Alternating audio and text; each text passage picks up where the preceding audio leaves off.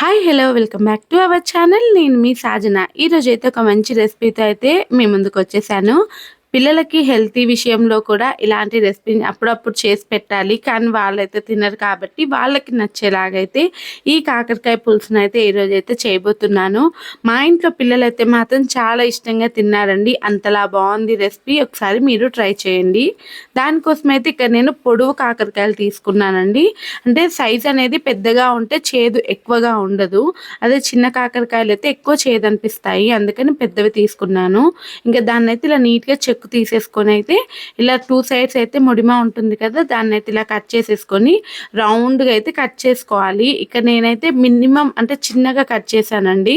Fry చేసుకోవడానికి కూడా బాగుంటుందని చెప్పేసి ఇలా కట్ చేసేసుకున్నాను.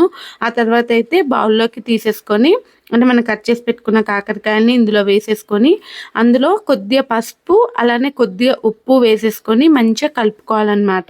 ఇలా వేసి కలపడం వల్ల ఏంటంటే వాటర్ అనేది ఎలాబరేట్ అయ్యి వాటర్ అంతా కూడా ఊరుతుందన్నమాట. దానికోసం అని చెప్పేసి ఇలా కలిపేసుకొని మూత పెట్టేసుకొని అయితే ఒక 10 నిమిషాలు అయితే పక్కన పెట్టేసుకోవాలి. తర్వాత అయితే ఒక బౌల్లో ఒక పెద్ద సైజు లెమన్ అంతా అయితే తీసుకోవాలండి చింతపండుని. ఇది కొత్త చింతపండు, ఇంకా పులుపు కూడా ఎక్కువ ఉందని చెప్పేసి నేనైతే ఈ సైజులో తీసుకుంటున్నాను. మీరైతే మీరు తీసుకున్న చింతపండు పులుపుకు తగ్గట్టు అయితే తీసుకోండి. ఆ తర్వాత కొద్ది నీళ్లు వేసుకుని అయితే ఒక 10 నిమిషాల పాటు అయితే పక్కన పెట్టేసుకోవాలి. ఇలా 10 నిమిషాల తర్వాత అయితే మనం ఆ పిప్పినంతటిని కూడా తీసేసుకున్నాము అని అంటే మన చింతపండు మగ్గ అయితే రెడీ అయిపోతుంది. దీన్ని పక్కన పెట్టేసుకొని ఆ తర్వాత మనం కాకరకాయలను అయితే ఇందా పక్కన పెట్టుకున్నాం కదండి, దాన్ని అయితే ఇలా అయితే మంచిగా కలిపేసుకుంటూ ఇలా పిండి తీసుకోవాలన్నమాట. ఇలా నొక్కి నొక్కి పిండి తీస్తే మొత్తం వాటర్ అంతా కూడా వచ్చేస్తుంది అనమాట. ఇలా వాటర్ అంతా వచ్చేసిందంటే చేదు ఆటోమేటిక్గా తగ్గిపోతుందండి. పిల్లలు కూడా ఇష్టంగా తింటారు. ఆ తర్వాత అయితే ఆ కాకరకాయలు అన్నిటిని కూడా పక్కన పెట్టేసుకొని ఆ తర్వాత కడాయిలో కొద్దిగా ఆయిల్ వేసేసుకొని మనం తీసి పక్కన పెట్టుకున్న కాకరకాయలను వేసేసుకొని మంచిగా అయితే ఫ్రై చేసుకోవాలన్నమాట. మూత పెట్టేసి ఫ్రై చేసేసుకోవాలి. మరి ఎక్కువ కాకుండా ఒక 80% ఫ్రై అయిపోతే సరిపోతుందన్నమాట. ఇలా 80% ఫ్రై అయిన తర్వాత అయితే పక్కన తీసి పెట్టేసుకోవాలి. ఆ తర్వాత అదే కడాయిలో ఇంకొద్దిగా ఆయిల్ అయితే వేసేసుకొని అందులో ఆవాలు, జీలకర్ర అలానే పులుసు కాబట్టి మెంతులు అయితే నేను మస్ట్ అండ్ షుడ్గా వేస్తానండి. మీకు నచ్చితే మీ ఇష్టం అండి. అంటే ఎక్కువ వేసినా కూడా చేదొచ్చేస్తుంది అనమాట. అందుకని చూసి వేసుకోవాలి.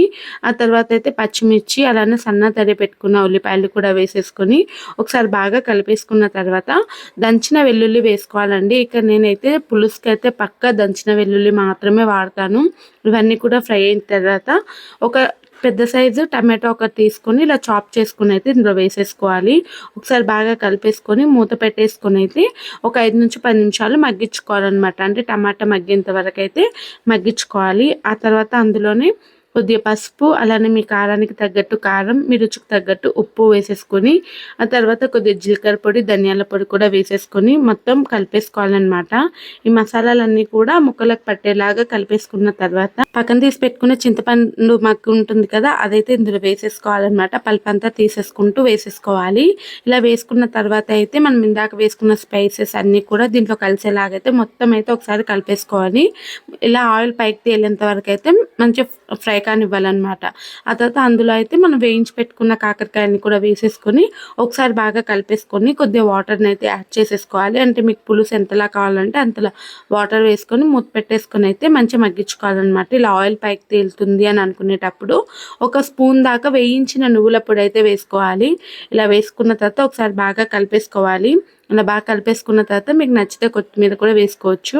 అంతే అండి, చాలా ఈజీగా చాలా క్విక్గా అయిపోయే కాకరకాయ పులుసు అయితే రెడీ అయిపోతుంది. మంచి అరోమా తోటి అలానే చిక్కటి పులుసు తోటి అయితే రెడీ అయిపోయిందండి. చిన్నపిల్లలు కూడా చాలా ఇష్టంగా తింటారు. అస్సలు చేదు ఉండదండి. ఒకసారి ఇలా ట్రై చేయండి. కాకరకాయ పిల్లలకి ఎట్లయినా సరే వీక్కి 1 టైం అయినా పెట్టాలి కాబట్టి ఇలా ట్రై చేశాను. వీడియో నచ్చితే లైక్ అండ్ సబ్స్క్రైబ్. అలానే ఇంకో వీడియోతో ఇంకో రెసిపీతో నేను మీ ముందుంటాను.